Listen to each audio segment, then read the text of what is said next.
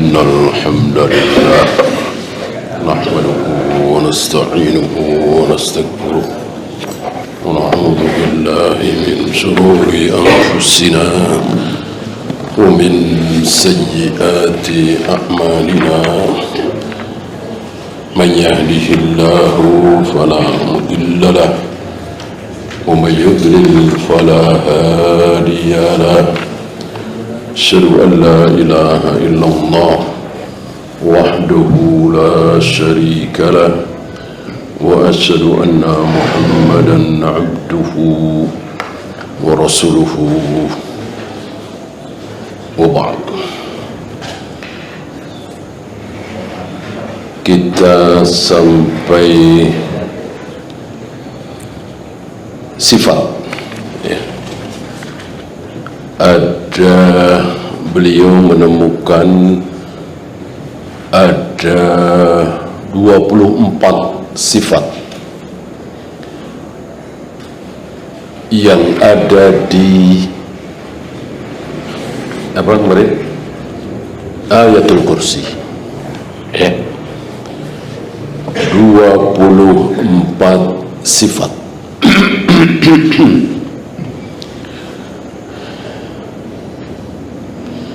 di mana yang lima adalah nama. Yang lima adalah nama. Berarti di dalam nama Allah ada sifat Allah apa tidak? Di dalam nama Allah adakah sifat Allah? Ada, pasti. Semua nama Allah pasti mengandung sifat, dan itu hanya nama Allah. Adapun nama malaikat, nama manusia, nama jin, bahkan nama nabi, nama rasul, tidak perlu ada sifatnya. Maksudnya ada artinya. Tidak perlu ada artinya. Kan sebaik-baik nama adalah Muhammad, Ibrahim, Musa, Nuh, Yahya, Zakaria, Daud, Sulaiman, kan begitu. Itu sebaik-baik nama. Sebagaimana pembahasan kemarin bahwa para nabi, para rasul itu manusia-manusia terbaik dalam segala hal. Jadi jangan dikira kebaikan para nabi dan rasul itu cuma tauhidnya, manhajnya, ibadahnya, akhlaknya, tapi semua, termasuk badannya, gitu. Jadi badan terbaik, badan terkuat adalah badan para nabi, para rasul, tubuh para nabi, para rasul. Maka banyak riwayat tutup sumur yang hanya bisa diangkat oleh 8 orang, 9 orang, 10 orang, oleh seorang nabi cuman 1 orang, Nabi Musa alaihi salatu wassalam ya.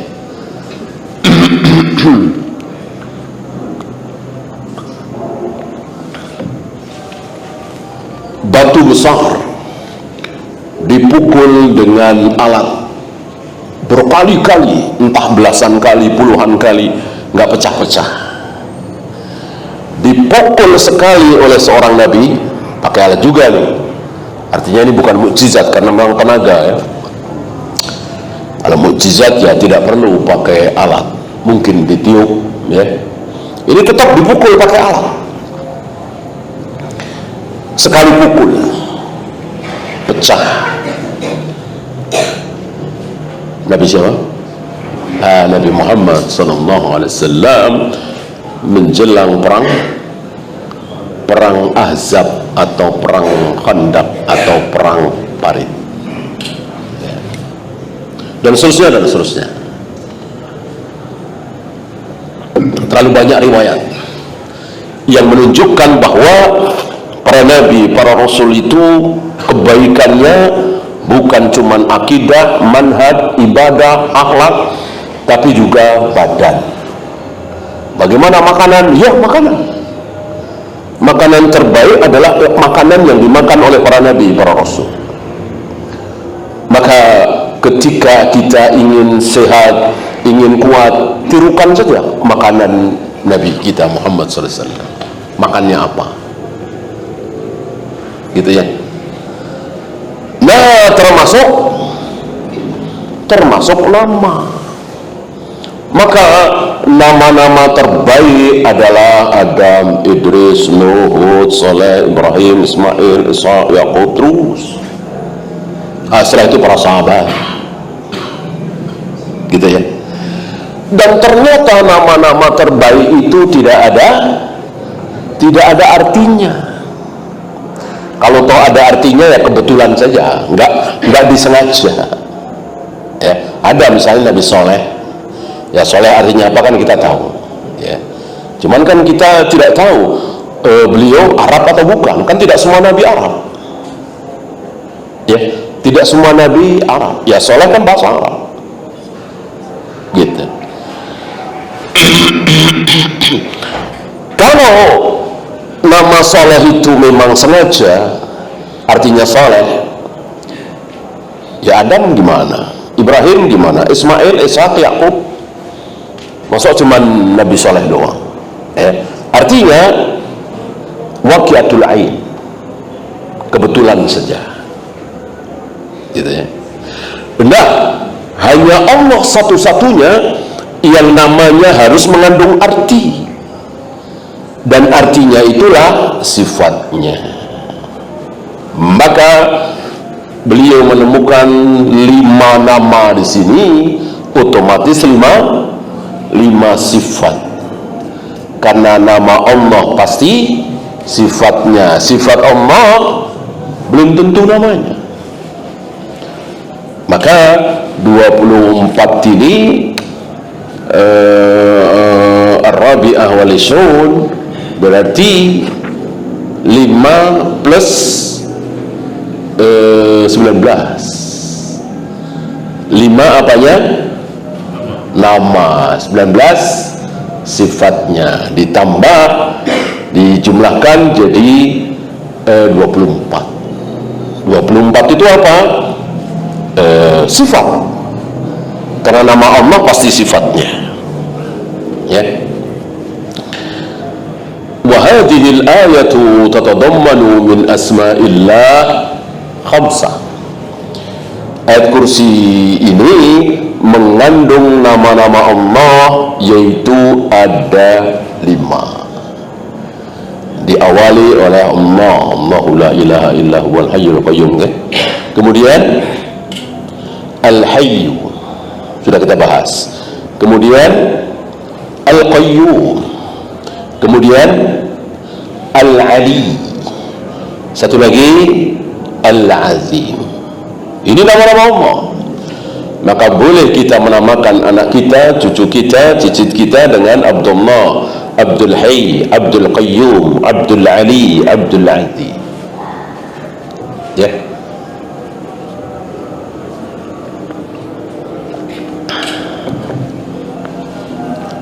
Adapun di luar nama-nama Allah tentu tidak boleh.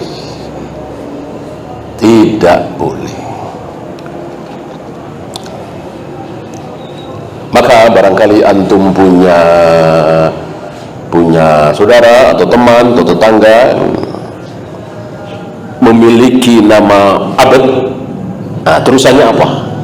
Karena ada kalanya benar, ada kalanya salah. Kalau salah ganti. Ini menyangkut masalah tauhid kan? Abdul Ka'bah, masuk hambanya Ka'bah. Abdul Ard, masuk hambanya bumi. Abdul Sama, masuk hambanya langit. Kan hamba harus Allah, hamba Allah. Nah, Allah boleh diganti. Apa Ar-Rahman, Ar-Rahim, Al-Malik, Al-Qudus, As-Salam, dan seterusnya. Ya.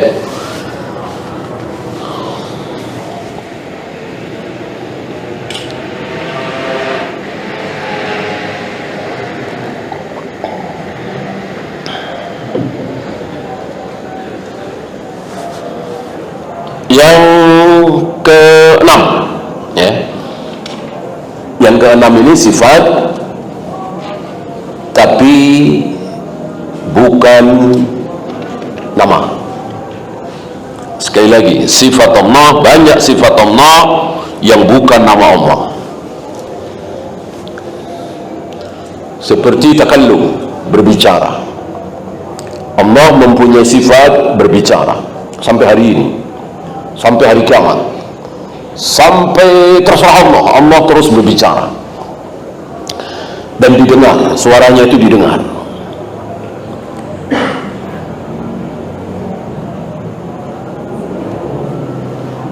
Apakah dengan demikian otomatis Allah memiliki nama Al-Mutakallim, isim fa'il dari takallum? Takallama yatakallamu takalluman, isim fa'ilnya mutakallim. Berarti Allah mempunyai nama mutakallim? Salah. Allah tidak mempunyai nama mutakallim walaupun Allah takallum, gitu ya. Allah tidak mempunyai nama al-mutakallim yang berbicara walaupun Allah hampir setiap hari, mungkin setiap saat berbicara. Salah satu kesalahan Asy'ariyah di situ, menamai Allah dengan mutakallim. Allah itu mutakallim, tapi bukan namanya, itu sifatnya. As-sadisatu, yang keenam, infiraduhu bil uluhiyyati. Sifat Allah yang keenam, yang lima tidak usah kita bahas ya, sudah lewat. Allah yang hidup, yang berdiri sendiri, yang maha tinggi, yang azim dan tinggi serta besarnya Allah ini sifat dan zat, zat dan sifat. Kalau orang-orang Mu'tazilah, falasifah, ahlul kalam, memaknai, memahami bahwa tingginya Allah adalah sifat. Allah mempunyai sifat tinggi. Adapun zat Allah tidak tinggi. Tinggi gimana orang di sini ada di sini? Gitu. Ada Allah itu ada di bumi ini. Allah itu ada di kiri kanan kita. Di mana tinggi? Itulah Mu'tazilah. Allah kan ada di mana-mana. Adapun ahli sunnah meyakini ketinggian Allah itu sifatnya dan zatnya. Tidak ada makhluk setinggi Allah zatnya. Jadi seluruh makhluk berada di bawah Allah. Jadi ada rendah, ada tinggi. Begitu pula azim. Orang ahlul kalam, falasifah meyakini bahwa Allah itu besar, agung. Apanya? Sifatnya, bukan zatnya. Zat Allah tidak besar. Orang bisa masuk ke hati kita, lebih dekat dari urat leher kita, masuk besar, kecil lah. Ya. Kebesaran Allah itu apa? Sifatnya. Ya, seperti Rasulullah SAW, beliau luar biasa, tinggi, agung. Apanya? Sifatnya. Namanya saja. Adapun fisiknya, zatnya kan tidak. Beberapa riwayat mengatakan beliau kalah tinggi dengan Abu Bakar kan. Abu Bakar kan kecil tinggi. Rasulullah tidak setinggi Abu Bakar. Banyak sahabat yang perawakannya lebih tinggi dari Nabi sallallahu alaihi wasallam. Nabi tinggi itu nama, sifatnya, bukan zatnya. Nah, Allah mau disamakan seperti itu. Jadi ketinggian Allah, kebesaran Allah sekedar sifat, bukan zat. Adapun ahlus sunnah salafi meyakini ketinggian dan kebesaran Allah itu sifatnya juga zatnya. Tidak ada yang lebih besar, yang lebih tinggi dari Allah. Ya, bayangkan saja bagaimana perumpamaan langit yang 7 berikut bumi dibanding dengan kursi.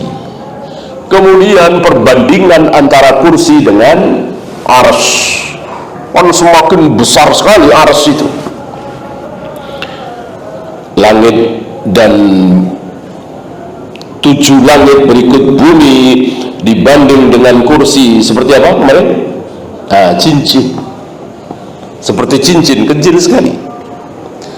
Kursi Allah, cincin yang dilempar di tengah padang pasir.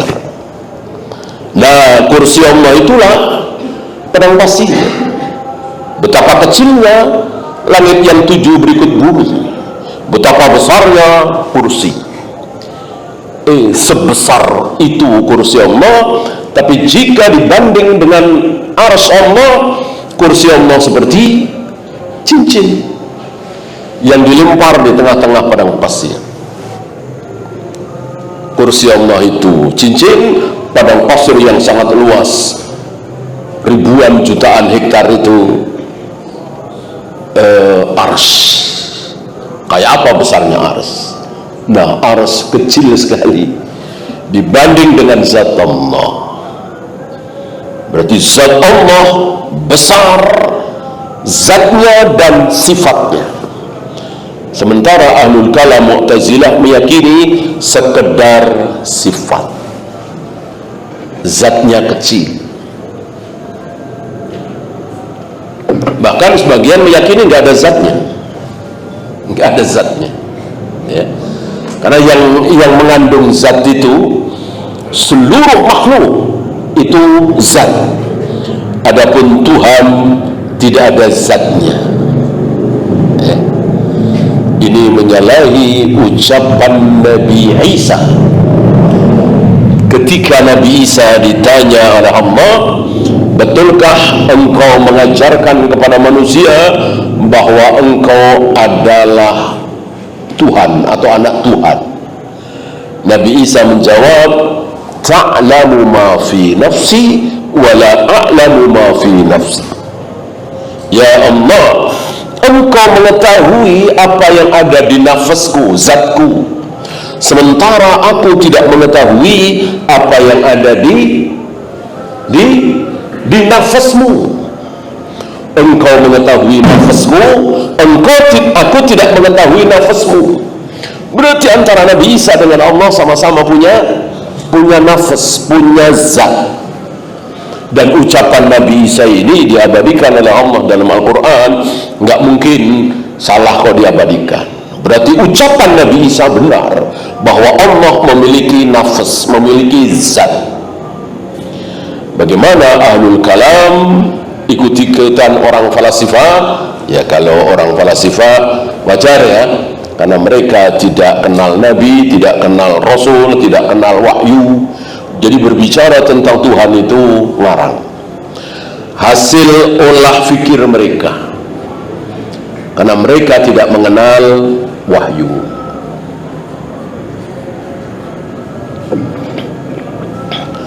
Bagaimana tidak ada zatnya kok menciptakan Adam dengan kedua tangannya, menggulung langit dengan tangan kanannya, membolak-balikkan hati manusia dengan 2 jarinya, menghentikan geraman jahanam dengan telapak kakinya, dan seterusnya dan seterusnya. Lalu dibilang tidak ada zatnya.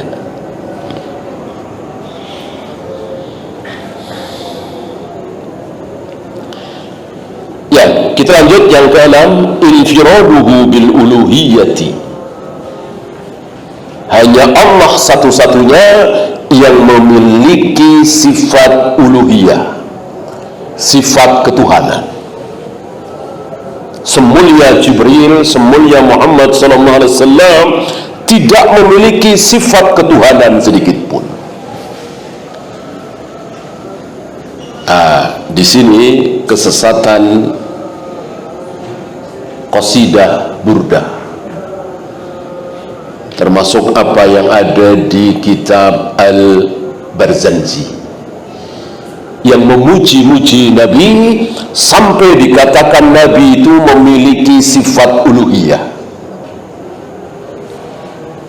Ilmu kalau, bahkan dipuji Nabi bahwa ilmunya Nabi adalah lauh, maksudnya lauh mahfuz. Jadi Nabi tahu apa yang ada di Lauh Mahfuz. Ini batil sebatil-batilnya. Sementara Rasulullah pernah dibohongi oleh dua wanita, dan dua wanita ini dekat sekali dengan beliau, tidur bareng beliau, istri. Beliau tidak tahu. Beliau tidak tahu dibohongi oleh istrinya. Beliau tidak tahu. Begini dikatakan ilmunya Lauh Mahfuz. Jadi isi Lauh Mahfuz itu Nabi tahu katanya. Ini batil sebatil-batilnya. Ini yang dimaksud oleh beliau, la tutruni kama atratin nasara Isa bin Maryam. Jangan kalian sanjung aku sebagaimana orang-orang Nasrani menyanjung Nabi Isa. Termasuk ini disejajarkan dengan Allah. Padahal inilah sifat yang keenam, infiraduhu bil uluhiyah. Allah sendiri yang mempunyai sifat ketuhanan.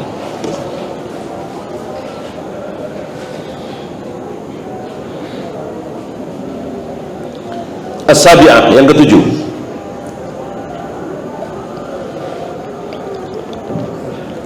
intifa'us sinati wal nawmi fi haqqihi likamali hayatihi wa qayyumiyatihi. Karena hidup dan qayyumnya Allah itu sempurna, maka tidak ada sinah, tidak ada naum. Sinah awal naum, ngantuk, ya, ngantuk. Naum ikhtiar, sinah ngantuk tidak ikhtiar. Tidur itu maunya kita, saya mau tidur. Adapun ngantuk tidak, bukan maunya kita, ya. Saya mau ngantuk nih, nggak bisa, ya. Yang bisa saya mau tidur, gitu. Adapun ngantuk bukan maunya dia, maunya kita. Ini kerjaan lagi banyak, keuntungannya luar biasa, kita nggak mau ngantuk. Tapi karena berjam-jam, ya sampai larut malam, nggak kuat kita, ngantuk, gitu ya. Ada kalanya kita tahan, mungkin sejam 2 jam kita bisa tahan, lama-lama tidak sanggup, ya. Ini bedanya as-sinah dengan an-naum. Dua-duanya tidak ada pada diri Allah. Sama dengan nanti kaum muslimin di surga, tidak ada sinah, tidak ada naum, tidak ada ngantuk, tidak ada tidur, ya. Jadi keadaannya itu terus segar bugar, fit, seperti kita bangun tidur, gitu ya. Kita tidur 6 jam, 7 jam, ya. Ketika kita bangun tidur segar. Nah, kira-kira seperti itu terus keadaannya. Ada yang mengatakan, bertanya, bukankah tidur itu nikmat? Kenapa di surga tidak ada tidur, padahal tidur itu nikmat? Jawabannya tadi, tidur nikmat bagi orang yang ngantuk, yang lemah, yang capek, yang lelah, yang letih. Sementara di surga tidak ada ngantuk, tidak ada lemah, tidak ada lelah, tidak ada letih.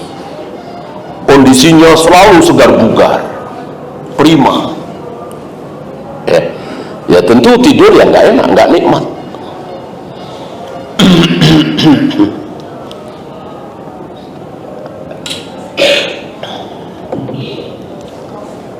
Dipakailah keadaan yang segar bugar prima itu dipakai untuk bersenang-senang. Kalau kita kan segar bugar dipakai untuk kerja, kan gitu, untuk kerja ya, nyariin duit orang gitu, walaupun kita digaji juga ya, tapi nggak sesuai ya, dari kerjaan kita hasilnya banyak sekali, kita paling dikasih berapa ya. Itu keadaan kita hari ini, segar bugar dipakai untuk bekerja, nanti capek tidur ya. Di surga tidak, segar bugar dalam keadaan kondisi yang prima luar biasa, dipakai untuk bersenang-senang, berlezat-lezat, makanan, minuman bersama bidadari, main ke sana, main ke sini dan seterusnya, semua permainan ya, melebihi yang ada di dunia ini ya. Pokoknya disingkat dengan kalimat ma ainun ra'at wala udhunun sami'at wala khatara ala qalbi bashar. Sebuah kenikmatan yang belum pernah terlihat oleh mata, belum pernah terdengar oleh telinga, belum pernah terbayangkan di hati siapapun. Kayak apa? Membayangkan saja tidak sanggup, menghayal saja tidak sanggup.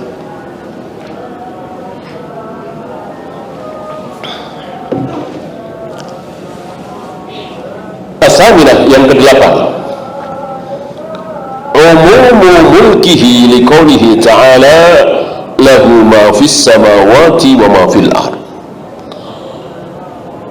Kekuasaan Allah meliputi segala sesuatu, umum, tidak ada perkecualian, tidak ada pengkhususan ya. Dalam bahasa Arab ada istilah umum, ada istilah khusus. Dalam bahasa kita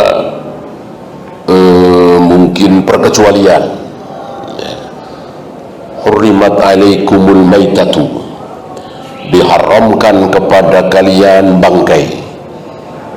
Umum, umum. Adakah yang mengkhususkan?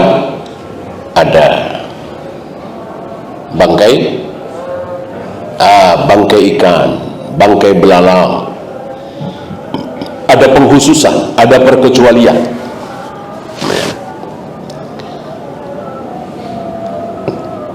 Wadam, diharamkan juga kepada kalian darah. Sampai di sini umum, ya. Ada pengkhususan, ada. Apa? Hati. Hati kan darah ya. Walahmul khinzir, daging babi. Umum, ya. Ada yang mengkhususkan? Ada perkecualian? Tidak ada. Tidak ada. Daging babi yang apa yang halal? Nggak ada kan? Kalau bangkai yang halal ada, darah yang halal ada. Karena yang haram adalah damam masbuhan, darah yang mengalir. Hati kan darah juga, tapi kan tidak mengalir. Gitu ya. Jadi dalam bahasa Al-Quran ada umum, ada khusus. Jika datang dalil khusus, maka kalah dalil umum. Maksudnya perkecualian. Di sini kekuasaan Allah umum, tidak ada perkecualian. Maka dari langit, bumi, ujung barat, ujung timur, utara, selatan dan seterusnya, semuanya adalah di bawah kekuasaan Allah. Lahu ma fis samawati wa ma fil ard. Yang susunan ini mestinya terbalik, ma fis samawati wa ma fil ardi lahu. Mestinya susunannya seperti itu, tapi oleh Allah dibalik, lahu ma fis samawati wal ard. Apa maksud dari pembalikan ini sudah kita bahas ya. Yufidul hasad. Yang ke-9,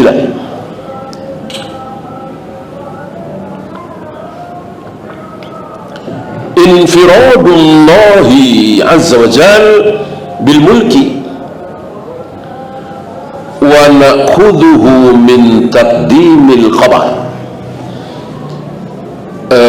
Kekhususan Allah dalam masalah, kalau tadi kekuasaan ini kepemilikan, ya, atau kalau tadi kepemilikan ini kekuasaan.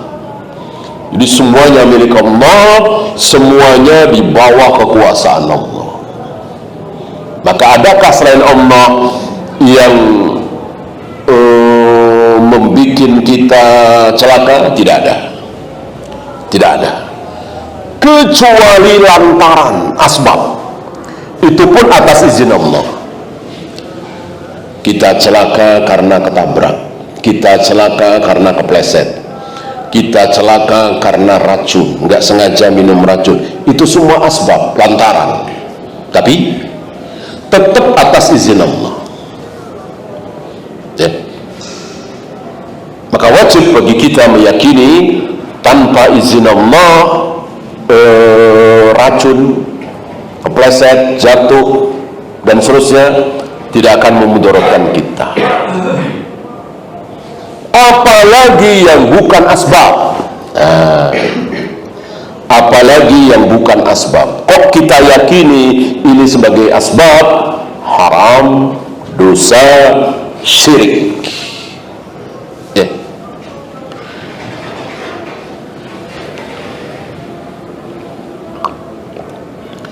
Yang asbab saja harus kita yakini itu atas izin Allah. Kalau orang-orang kafir, orang Jepang misalnya, orang Eropa misalnya, tidak bawa nama Allah, nama Tuhan. Pokoknya kalau minum racun ya pasti mati. Pokoknya kalau ditembak ya pasti mati. Gitu ya. Nggak bawa-bawa Tuhan. Nah, kita tidak. Dan itu kan banyak kejadian di masa lalu atau hari ini. Masa lalu banyak sekali pada diri para nabi, para rasul, orang-orang saleh. Masih ingat Ashabul Ukhdud? Ingat ya? Nah, bayangkan ditangkap oleh puluhan orang, badannya besar-besar, dibawa ke puncak gunung, ditawari kalau mau kembali ke agama semula kita pulang, kalau nggak mau saya jatuhkan ke jurang ini. Secara asbab perantara mati dia. Yang mati malah belasan atau puluhan al-guju itu, tentu dengan kehendak Allah. Allahumma asfini minhum bima syi'ta. Ya Allah, selamatkan aku dari mereka dengan cara yang engkau kehendaki. Mati semua, malah dia yang hidup. Lalu dia datang ke raja. Mestinya kan lari ya, menyelamatkan diri. Seperti siapa? Sabul Kahfi misalnya kan, menyelamatkan diri. Ini tidak, malah mendatangi si raja, nantang ya.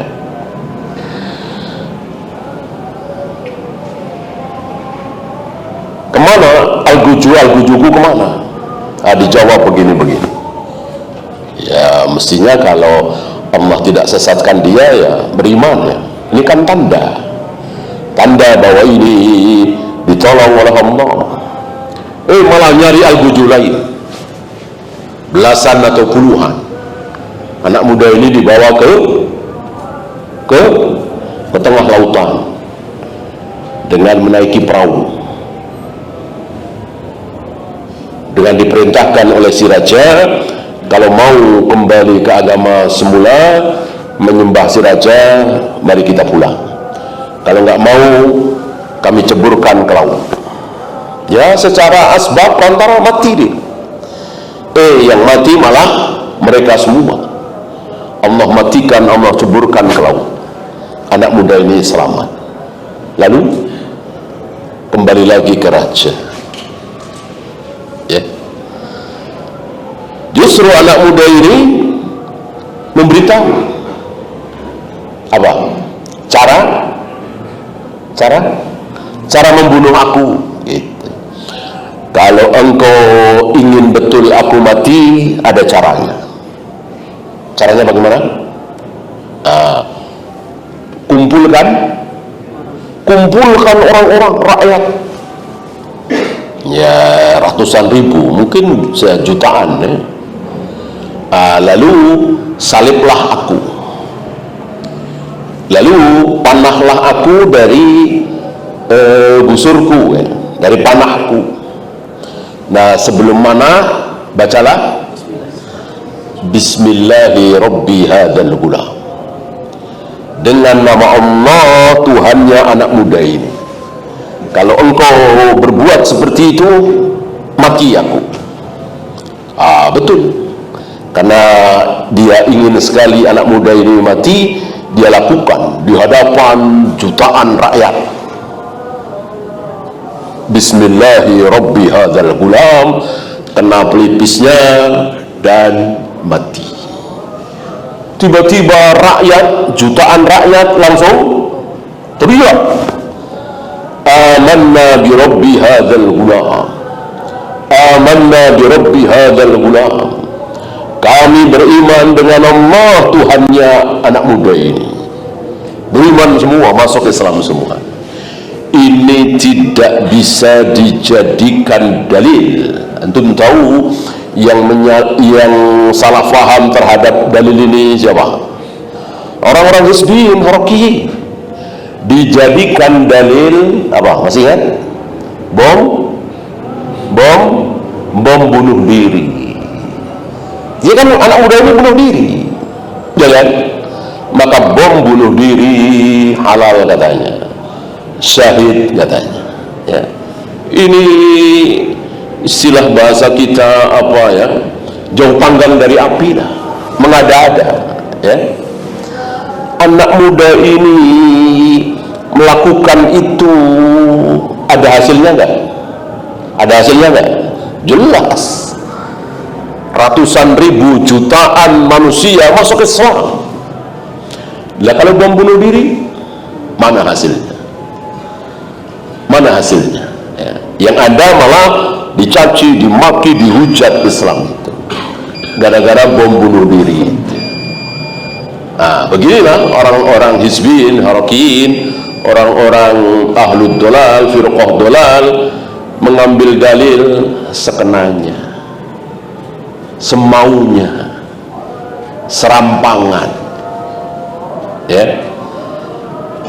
Wallahu, ya silakan azan dulu. Sallallahu alaihi wasallam wa akhiru da'wana alhamdulillahi rabbil alamin.